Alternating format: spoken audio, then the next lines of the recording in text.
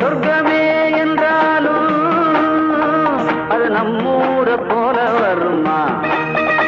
அட என் நாடு என்றாலும் அது நம் நாட்டு கீழாகுமா?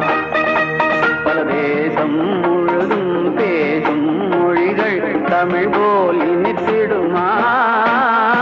சொர்க்கமே என்றாலும் அது நம்மூர போல